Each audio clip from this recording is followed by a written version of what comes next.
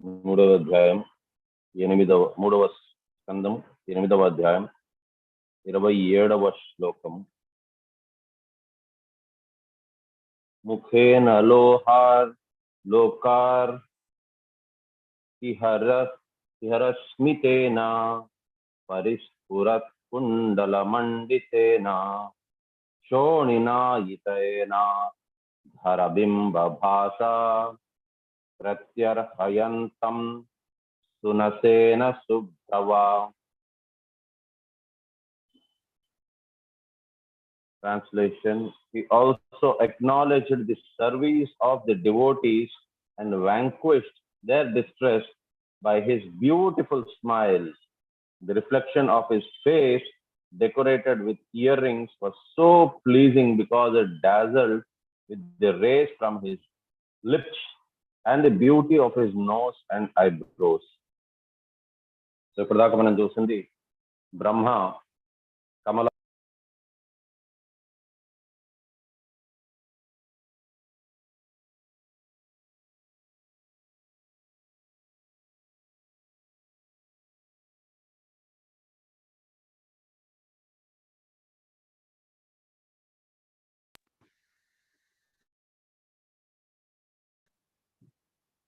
Hello Hare Krishna. Yeah, so sorry, మధ్యన call వచ్చిందండి. So మనం చూసింది ఏమంటే బ్రహ్మ కమలం మీద అతను వచ్చారు. అతన్ని స్వయంభూ అంటారు, ఎందుకంటే అతనికి తల్లి తండ్రి ఎవరు లేరు. నెక్స్ట్ అతను తెలుసుకోవాలని ప్రయత్నించారు, నన్ను ఎవరు సృష్టించారు, ఈ కమలం ఏంటి, దాని మీద నేనేంటి అని చెప్పని వెతుకుతూ ఉన్నాయన. కానీ ఆయనకి తెలియలేదు ఆయన ఎవరు అనేసని. సో ఈ రకంగా అతను వెతుకుతూనే ఉన్నాను, కానీ దొరకకపోయినప్పుడు కాలక్రమేణా ఏమైందంటే అక్కడ నీళ్లు మళ్ళీ నిండడం స్టార్ట్ అయింది. ఆ కమలము సర్క్యులర్ వేస్ లో తిరుగుతూ ఉన్నింది. అప్పుడు అతను చూశారు కిందన తాడ ఉన్నది. సో అక్కడి నుంచి వెళ్తే మనకు తెలుస్తుంది, బహుశా కింద భాగంలోనే ఈ కమలంకి కిందన భాగం నుంచే ఎలాగో కమలం వచ్చింది కాబట్టి మనకి ఎవరు ఎక్కడి నుంచి అయితే నేను ఉద్భవించాను అనేది కింద పక్కన ఉండొచ్చు అనుకొని ప్రయత్నిస్తారు. ఎంతో కింద దాకా వెళ్ళేదానికి ప్రయత్నిస్తారు, కానీ భగవంతుడు కనిపించరు. ఇంకా అతను మళ్ళీ తిరిగి వచ్చేస్తారు. అప్పుడు అతను ఏం చేస్తారంటే 100 ఏళ్ళు అతను తపస్సు చేస్తారు భగవంతుని కోసమని. సో మనం అనుకుంటాము, ఒక మాతాజీ ఎక్సలెంట్ డౌట్ అడిగారు. సో తపస్సు చేశారు, కరెక్టే, మనకైతే తెలుసు కృష్ణుడు అనేసని, కానీ బ్రహ్మకి ఎలా తెలుసు ఎవరి మీద తపస్సు చేశారు, ఎవరి కోసమని తపస్సు చేశారు అని? యాక్చువల్గా మనకి కూడా మనకు తెలుసు అని అనుకుంటాం, కానీ మన ఎవరికి కూడా తెలియదు. మనకి ఆ ఇన్ఫర్మేషన్ భగవద్గీతలో వచ్చింది అంతే. సో అది మనం అనుకుంటున్నాం మనకి తెలుసు అని, కానీ యాక్చువల్గా మనకి కూడా పూర్తిగా తెలియదు. నామే విదు సురగణాహ, ఎవరికి తెలియరు. సో భగవంతుడు కేవలం అతని గురించి అతను చెప్పగలిస్తేనే మనకు తెలుస్తుంది. అతను తన తెరని తొలగిస్తేనే భక్తులకు అతను ఎవరు అనేది తెలుస్తారు. మనకి ఇప్పుడు అతను ఎవరో, ఇంకా భగవంతుడు ఎవరో మనకి ఇంకా తెలియదు. కానీ మనం ఏం చేస్తున్నాం అని అంటే గురు, సాధు, శాస్త్ర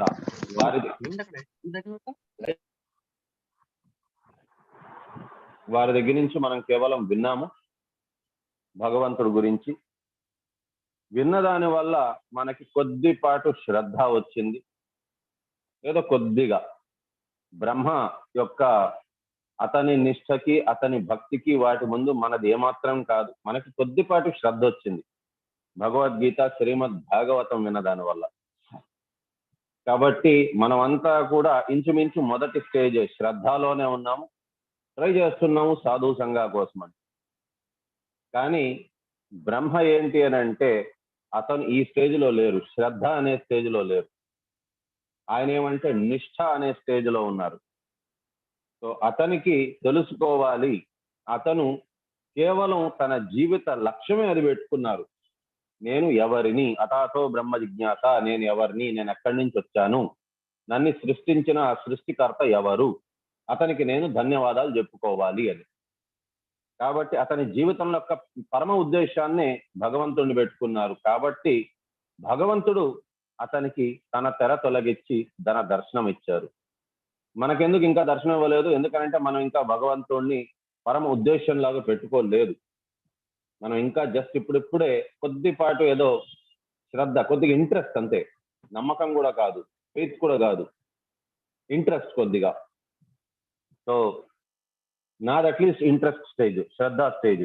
మీరందరిది కూడా కొద్దిగా బహుశా సాధు సంఘ, అనర్థ భజన క్రియ, అనర్థ నివృత్తి దాకా చేరుండొచ్చు. సో ఈ రకంగా stage by stage devotional service అనేది ఇంప్రూవ్ అవుతూ ఉంటుంది. సో బ్రహ్మది అతనిది ఏంటి అంటే పరమ లక్ష్యంగా భగవంతుడినే తెలుసుకోవాలని పెట్టుకున్నారు. కాబట్టి భగవంతుడు తన తెరను తొలగించారు. తొలగించిన తర్వాత ఒక పాదం కొద్దిగా పైకి లేస్తున్నట్టుగా ఆ కృష్ణుడి యొక్క త్రిభంగ్యాకారం కనిపించింది బ్రహ్మకి హృదయంలోని. దాని తర్వాత అతను చెప్తున్నారు, దాని తర్వాత మెల్లిమెల్లిగా ఇంకా ఇది వచ్చిందంట, ప్రళయం మళ్ళీ వచ్చింది. సో నీళ్ళంతా కూడా మళ్ళీ కిందన చూస్తే అక్కడ 1000 పడగలతోని ఒక శ్వేతమైన ఒక లోటస్ అంటే ఒక పద్మము వంటి ఒక పడకలాగా ఉన్నదనంట. అది ఏంటి అని అంటే అనంత శేషుల వారు. అతని యొక్క కిరీటం మీద ఉండే వజ్రం వల్ల అక్కడ ఎంత కాంతి వెదజల్లుతోంది అని అంటే అజ్ఞాన అంధకారం అంతా తొలగిపోయి ఉన్నదనంట. అక్కడ నారాయణుడు అనగా కృష్ణుడు కూడా కనిపించారంట అక్కడ నారాయణుడు రూపంలోని. సో అతను ఎలా ఉన్నారు అని అంటే, సో పగడాల ఒక పర్వతం ఏ రకంగా ఉంటుందో ఆ రకంగా ఉన్నారంట. సో పగడాల పర్వతంతో కంపేర్ చేశారు. సో అక్కడ అతను వేసుకున్న మాలలు, భగవంతుడు వేసుకున్న తులసి మాల, పువ్వుల మాల, అది ఈ పగడాల పర్వతంలోని వస్తున్న వాటర్ ఫాల్స్ మరియు ఆ పచ్చదనము మరియు ఆ పువ్వుల్ని కూడా సిగ్గుపడేలాగా చేసిందంట. అంత అందంగా ఉన్నారంట భగవంతుడు. భగవంతుని యొక్క పీతాంబరం అద్భుతంగా ఉన్నదంట. ఇప్పుడు ఇంకా ఫర్దర్ గా డిస్క్రైబ్ చేస్తున్నారు. పర్పట్ బై శ్రీల ప్రభుపాద్, జై Srila Prabhupad. Devotional service to the Lord is very much obliging to him. There are many transcendentalists in different fields of spiritual activities, but devotional service to the Lord is unique. Devotees do not ask from the Lord in exchange for their service. So ఎందుకు భక్తి అనేది గొప్పది అని అంటే, యోగాలు అనేది రకరకాల యోగాలు ఉన్నాయి. కర్మయోగము, ధ్యాన యోగం, జ్ఞాన యోగం, సకామ కర్మము. సో ఈ రకంగా ఎన్నో యోగములు ఉన్నాయి. కానీ ప్రతి ఒక్కరు కూడా ఏదో ఒకటి ఆశిస్తూనే ఆ యోగం అనేది చేస్తారు. కానీ భక్తియుక్త సేవలోని, భక్తి యోగంలోని భక్తులు కేవలం భగవంతుని సంతృప్తి కొరకే వారు చేస్తారు. మనం ఏదైనా అడిగామంటే భగవంతుడు మనకి అడిగినంత దాకానే ఇస్తాడు. మనం అడగలేదు అని అంటే మనకి కావాల్సినటివి, భగవంతుడు మనకి ఇవ్వాలనుకునేటివి అన్నిటినీ మనకి ఇస్తారు. ఎందుకు అని అంటే మమైవాంశ జీవలోకే జీవభూత సనాతన అని అన్నారు. మనం అతని యొక్క అంశలం. అతనికి తెలుసు మనకేం కావాలి, ఏం వద్దు అని. మనం అనవసరంగా కోరుకొని ఎందుకు చెడయ్యేది అతనికి తెలుసు. ఒక పిల్లాడు లేక పాప పుట్టినప్పుడు తల్లికి చెప్పవలసిన అవసరం లేదు. ఎప్పుడు ఆ పిల్లలకి ఆకలి వేస్తుంది, ఎప్పుడు దాహం వేస్తుంది అని. సో దానికి తగినట్టుగా తల్లి కేవలం కొద్దిపాటు ఆ బేబీ ఏడవగానే తల్లికి అర్థమైపోతుంది. మళ్ళీ ఆ లాంగ్వేజ్ ఇంకెవరికి అర్థం కాదు, తల్లికి మాత్రమే అర్థమవుతుంది. సో వారికి ఎక్కడ అన్కంఫర్టబుల్నెస్, ఆకలి వేస్తుందా, దప్పిగేస్తుందా, నిద్ర వస్తుందా, దేనివల్ల ఏడుస్తున్నారనే తల్లికి మాత్రమే అర్థమవుతుంది. అదే రకంగా భగవంతుడికి మనం ఎప్పుడైనా కష్టాల్లో ఉన్నా, బాధల్లో ఉన్నా భగవంతుడికి అన్నీ తెలుసు. Even the most desirable liberation is refused by devotees, although offered by the Lord. So భగవంతుడు ఒకవేళ మోక్షాన్ని ప్రసాదించిన నిజమైన భక్తులు ఈవెన్ మోక్షాన్ని కూడా తీసుకోరు. మోక్షాన్ని నేను తీసుకొని ఏం చేస్తాను, నాకు ఇందులోనే ఆనందం ఉంది. మీ యొక్క కీర్తనలోని, మీ స్మరణలోని, భగవంతుడు నామములోనే ఆనందాన్ని వెతుక్కుంటారు. వారికి సపరేట్ గా మోక్షం అనేది అవసరం లేదు. మోక్షం దొరికితే ఏముంటుంది, సచ్చిత్ ఆనంద స్వరూపం దొరుకుతుంది. ఆ ఆనందం వారికి డెస్టినేషన్ కాదు ఇంపార్టెంట్. ఆ ప్రాసెస్ ఇంపార్టెంట్. భక్తి యొక్క సేవలోనే వారు ఆనందాన్ని వెతుక్కుంటారు. కాబట్టి వారికి ఇక్కడే ఆనందం దొరుకుతున్నప్పుడు మళ్ళీ కొత్తగా ఆనందం ఎందుకు? ప్రహ్లాద్ మహారాజ్ని కూడా ఇలాగే ఎప్పుడైతే నరసింహస్వామి అడిగారో అతను చెప్పింది ఏంటి అని అంటే, నాకు మోక్షం తీసుకొని నేనేం చేయాలి స్వామి? ఇంకా మా తండ్రి గారు లాంటి వారు చాలా మంది, హిరణ్యకశిపు లాంటి వారు ఎంతో మంది ఉన్నారు ఈ భూలోకంలోని. వారిలోంచి కనీసం వారందరినీ కూడా నేను తీసుకొని వచ్చినాకనే నేను మోక్షం తీసుకుంటాను అని అన్నారు అతను. సో భక్తులకి వారికి ఏమీ అవసరం లేదు. భౌతికమైనటివే కాదు. న ధనం న జనం న సుందరిం కవితాం వా జగదీశ కామయ మమ జన్మని జన్మనీశ్వరి భవతా భక్త అహీతుకి తొయి. ఇది భౌతికమైనటివి. కానీ భక్తులకు ఈవెన్ ఆధ్యాత్మికంగా పరమపద సోపానం ఇస్తానంటే కూడా అది కూడా అవసరం లేదంటారు. భగవంతుని సంతృప్తి కొరకు వారికి ఏది కావాలన్నా సరే కూడా చేస్తారు వారు. సో ఈవెన్ ఒకసారి ఏమవుతుందనంటే కృష్ణుడు, ఇది ఒకసారి జయదేవ గోస్వామి రచించిన ఐ థింక్ అది గీత గోవిందం అనుకుంటాను. సో దాంట్లోని ఒకసారి జయదేవ గోస్వామి రచిస్తూ ఉంటారు. అతనికి కృష్ణుడు అతనికి స్మరణలో వచ్చి అతని చేత రాయిస్తూ ఉంటారు కీర్తనలు. సో దాంట్లో భాగంగా అతను రాస్తూను గీత గోవిందం. సో దాంట్లోని ఒక ఏకాదశి నాడు అతనికి అనిపిస్తుంది రాయాలి అనేసి, భగవంతుడు అతని చేత ప్రేరేపిస్తారు. స్మరగరళ ఖండనం మమ శిరసి మండనం దేహి పాద పల్లవ ఉదారం. అతనికి అది రాయడానికి మనసు రాదు. అదేంటది? ముల్లోకాలకి దేవాది దేవుడైన శ్రీకృష్ణుడు అతను శ్రీమతి రాధారాణి యొక్క పాద ధూళిని అడుగుతున్నారా? అది కూడా దేనికి? అతని తలనొప్పిని తీర్చుకునేదానిక. మమ శిరసి మండనం దేహి పాద పల్లవ ఉదారం. నా తల నొప్పెడుతోంది, దయచేసి మీ పాదాల నుంచి కొద్దిపాటు చరణ ధూళిని నాకు ఇవ్వండి అనేసి కృష్ణుడు అడుగుతున్నారా? అచ్చా, ఏంటిది? నాకు ఏదేదో ఆలోచనలు వస్తుంది, తప్పుడు ఆలోచనలు వస్తుంది, భగవంతుడు ఇలా అడగడం ఏంటి, ముల్లోకాలకి అధిపతి అని అనుకొని ఆ రోజు ఏకాదశి అతను స్నానం చేసేదానికి మళ్ళీ నేను నది దగ్గరికి వెళ్తున్నానంటారు. తన భార్యతో చెప్తారు, నేను నదికి వెళ్తున్నాను, స్నానం ఆచరించుకొని వస్తాను అని. సో ఏకాదశి నాడు సర్వసాధారణంగా శిరసకి నూనె అటువంటివి పెట్టుకోరు. లేకపోయిందా ఆ రోజు ఫాస్టింగ్ ఉంటారు. సో అతను వెళ్ళిపోతారు. కొద్దిసేపట్లో వచ్చి తన భార్యతో చెప్తారు, నాకు తలకి కాస్త నూనె రాయని. అదేంటండి ఏకాదశి కదా అంటే, పర్వాలేదు రాయనంటారు. సరే, తన భార్య తలకు నూనె రాస్తారు. నాకు బాగా ఆకలేస్తోంది, ఏదైనా పెట్టు ప్రసాదం అంటే, ఈరోజు ఏకాదశి కదా, ఏకాదశి నాడు మీరు ఏమి తినరు కదండి అంటే, లేదు పర్వాలేదు పెట్టు అని అంటే, ఇంకా సరే పతిదేవుల వారు ఆదేశించారు కాబట్టి సరే అని వెంటనే వండి ఏదో ఒకటి తీసుకొని వస్తారు. అది కూడా స్వీకరించేస్తారు. అతను తినేసిన తర్వాత కూర్చుంటారు. ఆ పుస్తకంలోని అదే శ్లోకం రాసేస్తారు. రాసేసి సరే ఇప్పుడు నేను స్నానానికి వెళ్తానంటారు. వెళ్ళిపోతారు. వెళ్ళిన మళ్ళీ కొద్దిసేపటికి తిరిగి వస్తారు. అతను తిరిగి వచ్చి అతను కూర్చుంటారు. కూర్చొని అతను అడుగుతారు, ఇదెవరు రాశారు ఈ శ్లోకము అని తన భార్యని. మీరే కదండి రాశారు, తలకి నూనె కూడా పెట్టుకున్నారు, ప్రసాదం కూడా తిన్నారు మీరంటే, ఏమైనా పిచ్చెక్కిందా? ఈరోజు ఏకాదశి, ఏకాదశి నాడు ఎవరైనా నూనె రాసుకుంటారా తలకి? ఏకాదశి నాడు ఎవరైనా ప్రసాదం తింటారా అసలు అంటే? అదేంటండి మీరే అన్నారు కదా అని అంటే, అప్పుడు అతనికి అర్థమవుతుంది, వచ్చినది ఇంకెవరో కాదు, సాక్షాత్తు భగవంతుడే వచ్చారు. వచ్చి ఈ శ్లోకాన్ని రాశారు. ఏదైతే అతను వద్దని అనుకున్నారో, సో స్మరగరళ ఖండనం మమ శిరసి మండనం దేహి పాద పల్లవ ఉదారం. ఇది జయదేవ గోస్వామి లాంటి గొప్ప గొప్ప భక్తులు ఎప్పుడైతే రాస్తారో అప్పుడు దాన్ని వినాలి అనేసని భగవంతుడు మళ్ళీ మళ్ళీ మళ్ళీ మళ్ళీ తప్పన పడుతూ ఉంటారు. సో ఇది అసలు జరిగింది ఏంటి అని అంటే, ఒరిజినల్ గా అక్కడ కృష్ణుడు ఒకసారి అతను తలనొప్పెడుతోంది అని చెప్పని అందరినీ అడుగుతారు. నాకు కొద్దిగా మీ చరణ ధూళి ఇచ్చారంటే నాకు తలనొప్పి తగ్గుతుంది అని చెప్పని బ్రహ్మను అడుగుతారు. బ్రహ్మ వెళ్ళిపోతారు. ఏంటి, నేను పాపం చుట్టుకుంటుంది, నాకు, నేను అలాంటి పనులు నేను చేయలేను, నరకంలోనే నేను ఉండాలి అని. శివుడు కూడా అదే మాట అంటారు, నారదుల వారు కూడా అదే మాట అంటారు. ఎవ్వరు ఇవ్వరు. కృష్ణుడు చాలా బాధతో ఒక దగ్గర కూర్చొని ఉంటారు. అక్కడ శ్రీమతి రాధారాణి మరియు ఇతర గోపికలు అక్కడి నుంచి వెళ్తూ ఉంటారు. వాళ్ళకి ఎల్ల వేళలా కృష్ణుడి మీదే ధ్యాస.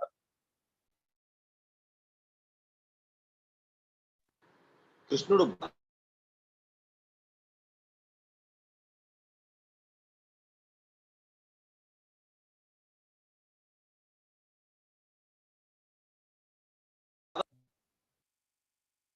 హరే కృష్ణ.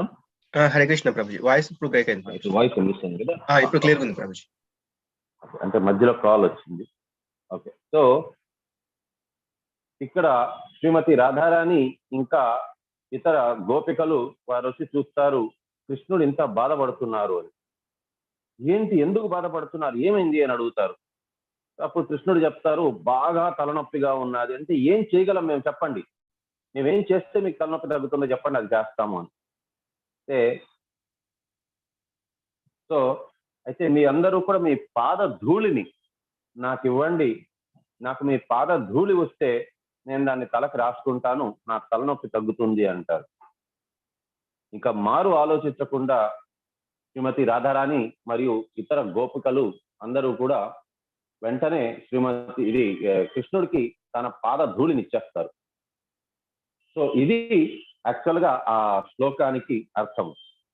సో ఇంకొకసారి ఏమవుతుందని అంటే, ఒక భక్తుడు, ఒక పూజారి, యాక్చువల్గా అతనేంటి అని అంటే శాలగ్రామంకి రోజు పూజ చేస్తూ ఉంటారు. సో అతను ఒకసారి శాలగ్రామాన్ని తీసుకొని వెళ్తూ ఉండగా అతని చెప్పులు తెగిపోతుంది. ఒక చెప్పులు కుట్టే వాళ్ళ దగ్గరికి వెళ్తారు. సో ఇంతదాకా మనం చూసింది భగవంతుడు లీల మరియు భగవంతుడు భక్తుడితోని ఏ రకంగా ఉంటారు. ఇప్పుడు భగవంతుడికి నచ్చినది ఏంటి అనేది ఇప్పుడు చూద్దాం. ఇంకో మూడో స్టోరీ సేమ్ అదే జయదేవ్ గోస్వామి రచించిన గీత గోవిందంలోదే. సో ఒకసారి భగవంతుడిది ఆ పూజారి ఇది పట్టుకొని, శాలగ్రామాన్ని పట్టుకొని, చెప్పులు తెగిపోయి ఉంటుంది, చెప్పులు కుట్టించేదానికి వెళ్ళుంటారు. సో చెప్పులు కుట్టేగా ఈ పూజారి ఏంటంటే పక్కన చేతిలోని అతని దగ్గర ఇదున్న శాలగ్రామం ఉన్నదనే విషయం మర్చిపోయి ఆ శాలగ్రామం అక్కడే పక్కనే పెట్టేసి ఉంటారు. ఆయన మాత్రం చెప్పులు వేసుకొని వెళ్ళిపోతారు. ఈ చెప్పులు కుట్టాయనికి అక్కడ ఒక రాయి కనిపిస్తుంది. ఆ రాయి చూడడానికి చాలా స్మూత్ గా ఉంది. ఇదేదో బాగుంది, దీంతో మనం చెప్పులు పాలిష్ చేసుకోవచ్చు అని అనుకొని వచ్చిన వారందరికీ కూడా ఆ రాయితోనే చెప్పులు పాలిష్ చేస్తూ ఉండేవాడు ఆయన. సో ఇదే కాలక్రమంలోని ఇంకొక అతను వస్తారు. ఆయన ఈ గీత గోవిందంలోది కీర్తన పాడుకుంటూ స్మరగరళ ఖండనం మమ శిరసి మండనం దేహి పాద పల్లవ ఉదారం అనుకుంటూ ఆయన పాడుకుంటూ వస్తాడు. ఆయన పాడుతూ ఉంటాడు, ఏదో ఆయనలో ఆయనే గొనుక్కుంటూ ఉంటాడు ఈ కీర్తనని. ఈ చెప్పులు కుట్టేవాడికి ఆయనకి ఏం అర్థమైందో తెలియదు.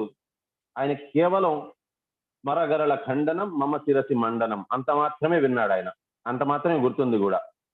ఆయన ప్రతిరోజు అదేదో పాట బాగుంది కదా అని అనుకొని దాన్నే జపించుకుంటూ ఉన్నాడు, స్మరగరళ ఖండనం మమ శిరసి మండనం. కానీ చేసే పని ఏంటి, ఆ శాలగ్రామంతో ఇతరుల చెప్పులు పాలిష్ చేస్తూ ఉండేవాడు ఆయన. ఈ రకంగా కొంతకాలంగా పాలిష్ చేస్తూ ఉండగా మళ్ళీ ఆ పూజారి వస్తారు కొంతకాలం తర్వాత. అతను చూస్తారు, ఓరే వెధవా, ఇది ఏంటో తెలుసా, ఇది శాలగ్రామం రా, సాక్షాత్ నారాయణుడితో నువ్వు చెప్పులు దుడుస్తున్నావా, బుర్ర లేదు నీకు అని చెప్పని ఆయన్ని కొద్దిగా మందలిచ్చి ఆ శాలగ్రామాన్ని తీసుకొని మళ్ళీ తిరిగి వెళ్ళి అతని ఇంట్లోనే దాంట్లోని పూజాగృహంలోని అభిషేకం అంతా చేసి మళ్ళీ ప్రతిష్టాపిస్తారు.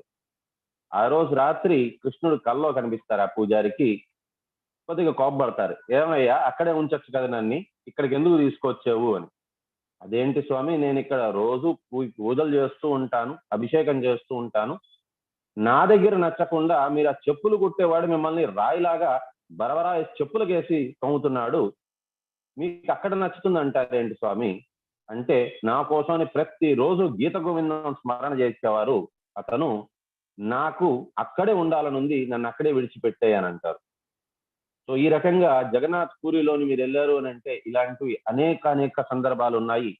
ఇంకొక సందర్భంలోని ఇదే గీత గోవిందం పాడుతూ ఒక అమ్మాయి తోటలోకి వెళ్తారు. అది కూడా ఏ తోటలో కంటే వంకాయల తోటలోకి. అక్కడ వంకాయలు రాత్రి తెంపుకుంటూ ఇది గీత గోవిందం కీర్తనలు పాడుతూ ఉంటుంది. మొన్నాడు చూసేసరికి పూజారుల వారు జగన్నాథ స్వామికి వస్త్రములంతా చిరిగిపోయి ఉంటుంది, ఉత్తరీయం పోయి ఉంటుంది. అది చాలా అనర్థం జరుగుతోంది, భగవంతుడు వస్త్రములు చిరిగిపోవడం ఏంటి అని అనుకుంటారు వారు. కాకపోతే భగవంతుడే వారికి వచ్చి చెప్తారు, ఈ రకంగా ఆ తోటలో నాది ఉత్తరీయం ఒక పడిపోయింది, అండ్ నా పంచ కూడా ఆ దీంట్లోని వంకాయ చెట్టుకి ముళ్ళు ఉంటాయి, ఆ మొక్కకి ఆ ముళ్ళలో నిరుక్కొని నా పంచ కూడా చిరిగిపోయిందయ్యా. మరి అక్కడికి ఎందుకు వెళ్ళారు స్వామి అని అంటే, ఆవిడ కూడా కీర్తన పాడుతూ ఉన్ను. సో జయదేవ్ గోస్వామి రాసిన అష్టపది అవి పాడుతూ ఉన్నా అమ్మ, కాబట్టి నాకు అందుకోసం నాకు అక్కడ చిరిగిపోయింది, నేను అక్కడికి వెళ్లాల్సింది వచ్చింది, నాకు నువ్వేం చేస్తావో తెలియదు, ఆమె మాత్రం ప్రతిరోజు నాకు కీర్తన పాడితేనే నేను పడుకుంటాను అని అన్నారు. సో ఇది నిజమా కాదా అని చెప్పని తన భటులని పంపించారు రాజు. పంపిస్తే నిజంగానే అక్కడ భగవంతుని ఉత్తరీయం కనిపించింది, చిరిగిపోయిన పంచ ముక్కలు కనిపించింది. సో కాబట్టి వెంటనే రాజుగారు వెళ్ళి ఆవిడికి శిరసాభివందనాలు చేసుకొని ఆవిడని పిలుస్తారు. మీరు వచ్చి ఇక్కడ భగవంతుడికి కీర్తనలు పాడాలి ప్రతిరోజు అంట, భగవంతుడు మిమ్మల్ని పిలుస్తున్నారు అని అంటే, ఆవిడ ఒక షరతు పెడతారు, నేను ఒక్కరినే కాదు నా తల్లిదండ్రులు కూడా మరి రావాలి అని అంటే, ఖచ్చితంగా వాళ్ళందరినీ కూడా తీసుకోరండి అని అంటారు.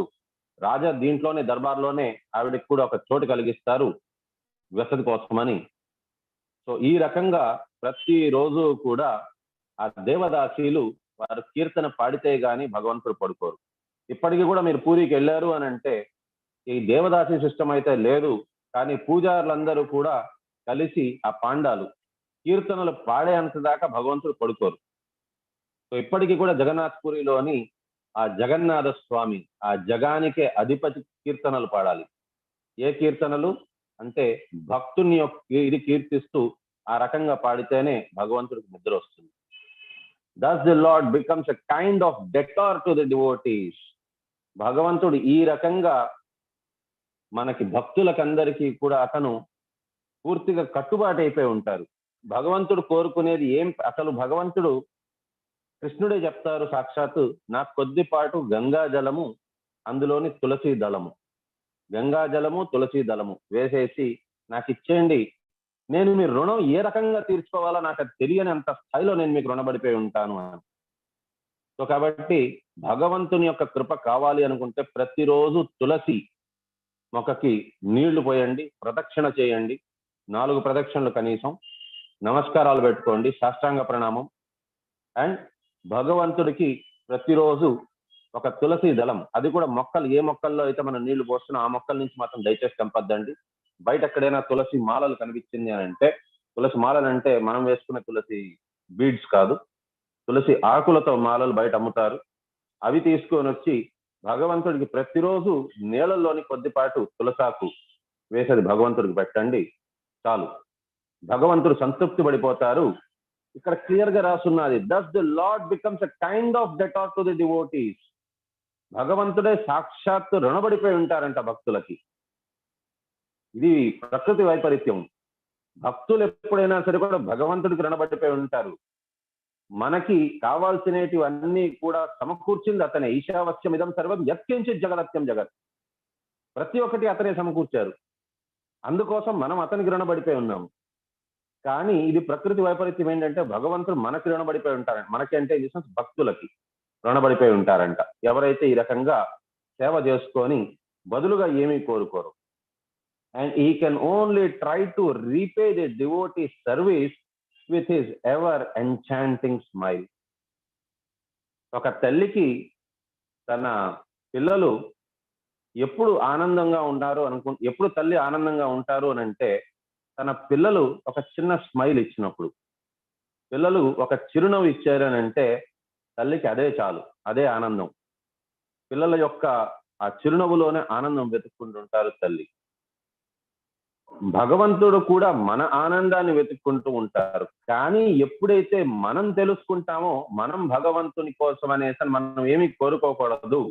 ఎప్పుడు కోరుకోకుండా ఉంటామనంటే, భగవంతుడు మనకి ఎప్పటిదాకైతే, ఈవెన్ పిల్లలకు కూడా తండ్రి ఎప్పటిదాకైతే ఒక ఏటీఎం కార్డ్ లాగా కనిపిస్తారో అప్పటిదాకా తండ్రి నుంచి కేవలం డబ్బులు అడుగుతూనే ఉంటారు. నాన్న నాకు దీనికి కావాలి డబ్బులు, నాన్న నాకు దానికి కావాలి డబ్బులు. తండ్రి కేవలం ఒక ప్రింటింగ్ ప్రెస్ లాగా కనిపిస్తారు, నోట్ల మెషిన్ లాగా.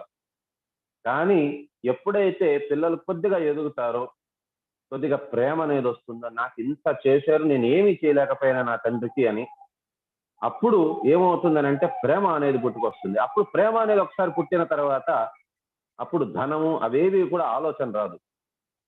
తండ్రి దగ్గర నుంచి ఏమీ కోరుకోరు. అదే రకంగా భక్తి రానంత దాకా వారు భగవంతుని ప్రతి ఒక్కరు కూడా ఏదో ఒకటి కోరుకుంటూనే ఉంటారు. ధనం దేహి, విద్యా దేహి, పుత్రం దేహి, ఈ రకంగా కోరుకుంటూనే ఉంటారు. కానీ ఎప్పుడైతే తెలుసుకుంటారో భగవంతుడి గురించి కంప్లీట్ గా భక్తి శ్రద్ధలతో ఎప్పుడైతే సేవ చేసుకుంటారో అప్పుడు భగవంతుడు ఇంకేది కోరుకోవాల్సిన అవసరం లేదు. భగవంతుడు అప్పుడు రుణపడిపోయి ఉంటారు. అప్పుడు భగవంతుడు ఏం చేస్తారు అని అంటే తన భక్తులు ఆనందం కోసమని కొద్దిగా అతను ఒక చిరునవ్వుని ఇస్తారు. ఆ చిరునవ్వు ఇస్తే భక్తులు దాంతోనే సంతృప్తి పడిపోతారు. భక్తులకి అన్నిటికంటే పెద్ద గిఫ్ట్ ఏది అని అంటే భగవంతుని యొక్క చిరునవ్వు. భగవంతుడి ఆనందమే మన ఆనందం. సో నిజమైన భక్తులు మాధవ సేవే మానవ సేవ అనుకుంటారు. మరి అలాంటప్పుడు మాధవుడు ఒక చిరునవ్వు ఇచ్చారు అని అంటే దానికి ఏమైనా ప్రూఫ్ ఉందా ఇంతకీ? మాధవ సేవే మానవ సేవ అనే దానికి అంటే ఎస్ ఉంది. మానవ సేవే మాధవ సేవ అనే దానికి ఎక్కడా ప్రూఫ్ లేదు. కానీ మాధవ సేవే మానవ సేవ అనే దానికి ప్రూఫ్ ఉంది. అది కూడా మాధవుడితోనే జరిగింది. ఎవరికైనా తెలుసా అది?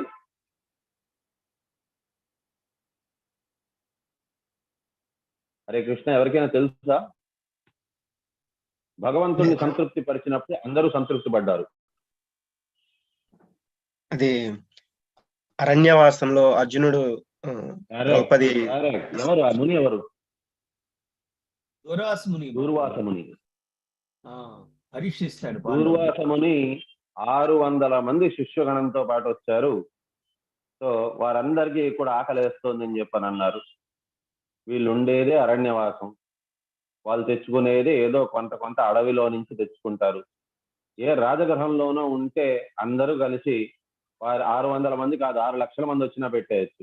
ఎందుకంటే అక్కడ అన్న భండారమే ఉంటుంది. ఇక్కడ ఏ రోజుకి ఆ రోజే వెతుక్కోవాలి.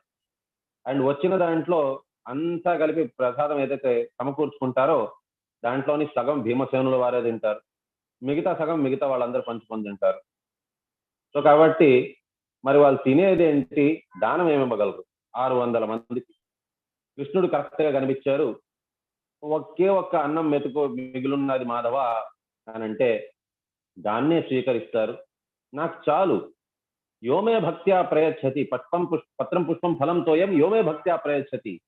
ఇష్టముతోని ఏది ఎంత పెడితే భగవంతుడు దాన్నే స్వీకరిస్తారు. ఒక్క మెతుకు ప్రేమతో పెట్టారు, దాన్ని తక్షణమే స్వీకరించారు. ఆహా, కడుపు నిండిపోయింది నాకు అని అన్నారు. అతనికి కడుపు నిండిపోగానే అందరికీ కడుపు నిండిపోయినట్టే. అందరూ కూడా చెప్పారు, అదేంటది, మాకు ఇంతకు ముందే ఇంత ఆకలేస్తూ ఉన్నింది, సడన్ గా అది ఎలా అయింది, మా ఆకలంతా తీరిపోయిందని అన్నారు. కాబట్టి ఇక్కడ ప్రూవ్ అయిపోయింది మాధవ సేవే మానవ సేవ అని. కాబట్టి ఈ రకంగా భగవంతుడు ఒకవేళ చిరునవ్వు ఇచ్చారు అని అంటే అర్థం చేసుకోవచ్చు మనందరం కూడా చిరునవ్వుతోనే ఉంటాము అని. మనం కోరుకునేది కూడా అదే. అందరూ జీవితకాలం అంతా కూడా, జీవితకాలమే కాదు అనంత కాలం దాకా, సనాతనం దాకా మనం ఆనందంతో ఉండాలని. ఆనందం ఎక్కడి నుంచి వస్తుంది? భగవంతుడు ఆనందంగా ఉన్నారు, భగవంతుడు ఆ చిరునవ్వుతో మనకి రెసిప్రొకేట్ చేశారు, చాలు. మనకందరికీ కూడా ఆ భగవంతుడి ఆనందాన్ని చూసి మనకందరికీ ఆనందం వచ్చేస్తుంది. స్మైల్ అనేది ఒక కంటేజియస్ డిసీజ్. అది ఒక పెద్ద గ్రూప్ లోని ఎవరైనా ఒక్కరు నవ్వుతున్నారనుకోండి, వారిని చూసి మిగతా వారందరికీ నవ్వు వచ్చేస్తుంది. అలాంటిది ఆలోచించింది. భగవంతుడి యొక్క ఒక చిరునవ్వుని చూడగానే ఆ చిరు మందహాసము, అది అసలు భగవంతుడి ఫేస్ కి ఆ నవ్వు అనేది, ఆ చిరునవ్వు అనేది ఒక అందం ఇస్తుంది. అండ్ ఆ చిరునవ్వుకి భగవంతుడి ఫేస్ మీద వచ్చింది కాబట్టి ఆ చిరునవ్వుకు కూడా అందం వచ్చింది. అండ్ ఈ రకంగా ఆ భగవంతుని యొక్క ముఖారవిందం మీద ఆ చిరునవ్వు రెండూ కలిపి అద్భుతంగా ఉంటాయి. దాన్ని చూసిన భక్తులు వారికి ఆనందం కాకుండా ఇంకేం వస్తుంది? వారు అనంతమైన ఆనందాన్ని ముంచుకొని వస్తుంటుంది. జీవితంలో కావాల్సిందే ఆనందం మనకి. ఆ భగవంతుణ్ణి ఆ చిన్నటి చిరునవ్వు చూసి జనాలందరూ కూడా పడే ఆనందం ఇంత అంతా కాదు. అండ్ అది ఏంటి అని అంటే సచ్చిత్ ఆనందం. ఒక్కసారితో ఏదో మనం ఇతరుల్ని స్మైల్ చేసేది మనం చూసి, ఇప్పుడు మీ ఎదురుగా ఎవరైనా ఒక చిన్న చిరునవ్వు పెట్టుకున్నారనుకోండి, వారిని చూసి మీకు కూడా ఒక చిరునవ్వు వచ్చేస్తుంది ఫేస్ లోనే ఆటోమేటికల్లీ. మీరు కావాలని తెచ్చుకోరు. ఆటోమేటికల్ గా వచ్చేస్తుంది. కానీ ఎంతసేపు ఉంటుంది? కొద్దిసేపే. కానీ భగవంతుని యొక్క చిరునవ్వుని చూసి ఆ ఆనందం అనేది చిరకాలం ఉండిపోతుంది. సచ్చిత్ ఆనంద స్వరూపం అది.